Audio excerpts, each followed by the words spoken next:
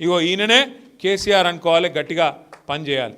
అది గల్లీ ఎలక్షన్ అయినా ఢిల్లీ ఎలక్షన్ అయినా గట్లే ఉండాలి తప్ప ఇక మనం లెక్కలేదు. ఆ తప్పు జరిగింది, జరిగేయాలి. ఎవరు అవస్థ పడుతున్నాం? అందరికంటే ఎక్కువ అవస్థ పడుతున్నది మనం, గ్రామాల్లో ఉన్న మనం. కేసీఆర్ సార్ మంచిగా రెస్ట్ తీసుకుంటాడు, ఆయనకేమవుతుంది? ఏం కాదు, ఆయన అన్ని చూసిండు జీవితంలో. కేంద్ర మంత్రి అయిండు, ముఖ్యమంత్రి అయిండు, రాష్ట్ర మంత్రి అయిండు, డిప్యూటీ స్పీకర్ అయిండు, ఎమ్మెల్యే అయిండు, ఎంపీ అయిండు, అన్ని చూసిండు కేసీఆర్ సార్. కేసీఆర్ సార్ కొత్తగా చూసేదేం లేదు, అధికారం చూసిండు మొత్తం. ఆయనకేం లేదు బాధ. ఉన్న బాధ ఇవాళ తెలంగాణ ప్రజలకు వచ్చింది. ఏమనుకున్నారు ప్రజలు కూడా? కేసీఆర్ సారే చెప్తుండు కదా, 200 పెన్షన్ 2000 చేసిండు కదా, మనది ధనిక రాష్ట్రం అంటుండు కదా సారు, కాబట్టి నిజంగానే ఇల్లు కూడా ఇస్తారేమో, 2000 4000 చేస్తారేమో అనుకున్నారు. ముసలవ్వకు ముసలయ్యకి ఇద్దరికి ఇస్తామన్నారు. బీజేపీ ఎంపీ అడిగిండు ఒక ఆయన, ఏమని? అసలు కేసీఆర్ ప్రభుత్వం చేసిన అప్పు ఎంత మీరు చెప్పండి కరెక్ట్ కానీ కేంద్ర ప్రభుత్వాన్ని బీజేపీ ఎంపీ అడిగిండు. కేంద్ర ప్రభుత్వం రిజర్వ్ బ్యాంకుని అడిగింది, ఎంతనా కరెక్ట్గా చెప్పురు అని చెప్పి. మన మొత్తం భారతదేశంలో పెద్ద బ్యాంకు, అన్నింటిని చూసేది రిజర్వ్ బ్యాంకు. ఇంకొక వాళ్ళు కాగ్ అని ఉంటుంది, CAG, controller and auditor general. వాళ్ళిద్దరిని అడిగి పార్లమెంట్లో సమాధానం చెప్పారు. ఏం చెప్పారు ఎరికేనా? కేసీఆర్ ప్రభుత్వం వచ్చిన నాడు 2014లో రాష్ట్రం నెత్తి మీద ఉన్న అప్పు 72,000 కోట్లు. కేసీఆర్ దిగిపోయిన నాడు డిసెంబర్ 23లో దిగిపోయిన నాడు రాష్ట్రం నెత్తి మీద ఉన్న అప్పు 3,50,000 కోట్లు.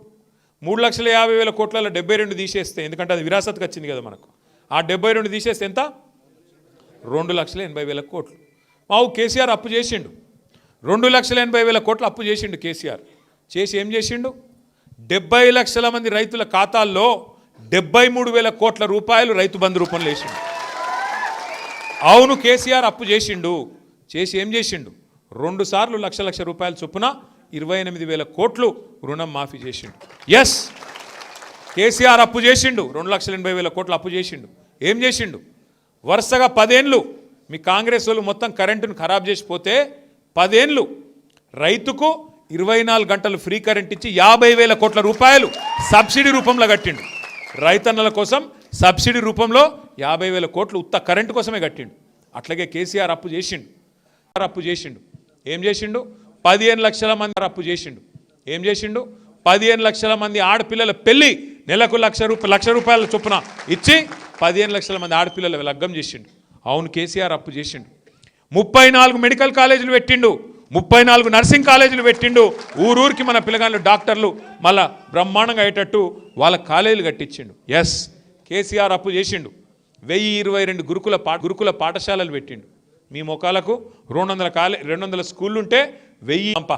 యానన్న తట్టెడు మట్టి తీసినవా, ఒక ఇటుక పెట్టినవా, తులం బంగారం ఇచ్చినవా?